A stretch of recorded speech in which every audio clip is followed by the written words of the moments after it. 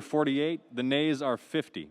Under the previous order requiring 60 votes for the adoption of this amendment, the amendment is not agreed to. Mr. President. Senator from Florida.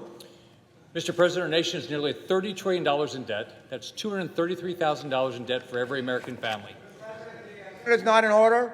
The Senate will come to order. Thank you, Senator Carper.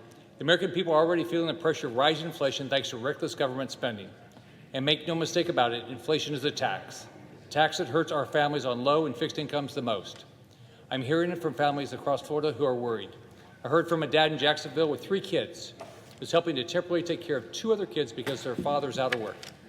As a result of having 5 kids in his home, he has started working a second job to pay for all the groceries that are rapidly increasing price. His second job is driving Uber, and that is less and less profitable by the day because of the rising price of gas.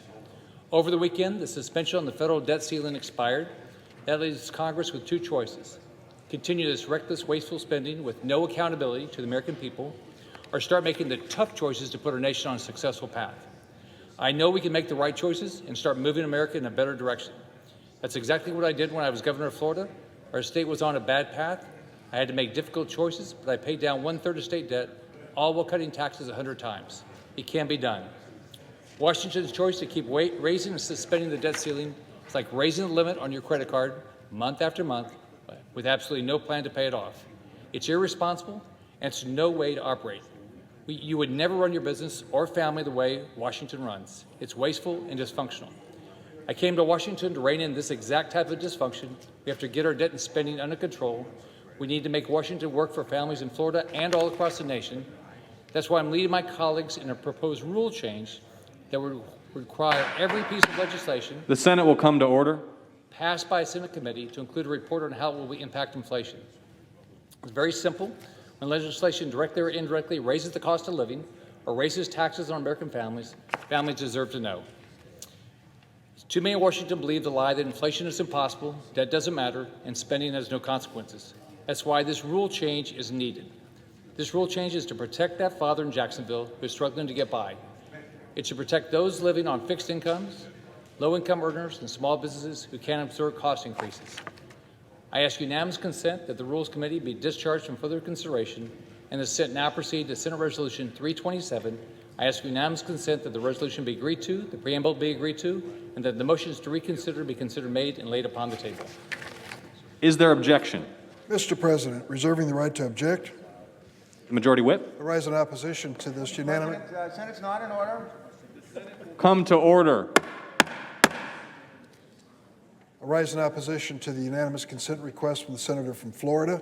The amendment before us would change the standing rules of the Senate and require additional reporting requirements regarding inflation, a change which would substantially increase the administrative burden on committees and staff and the process on the floor.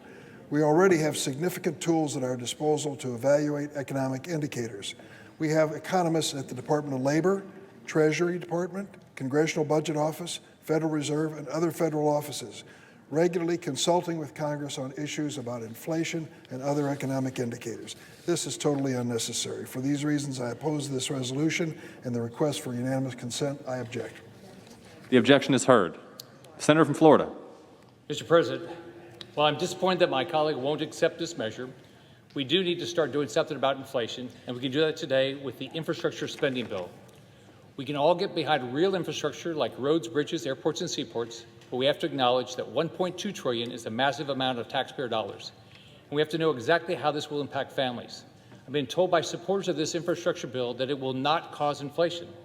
I will not support anything that increases inflation on American families.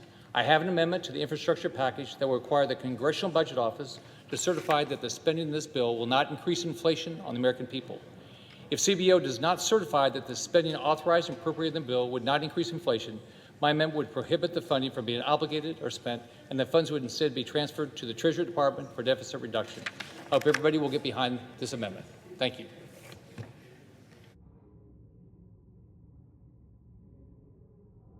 Is there time in opposition?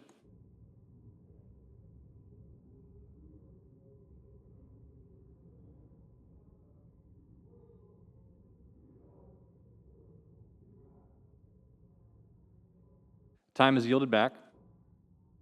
The question is on the amendment.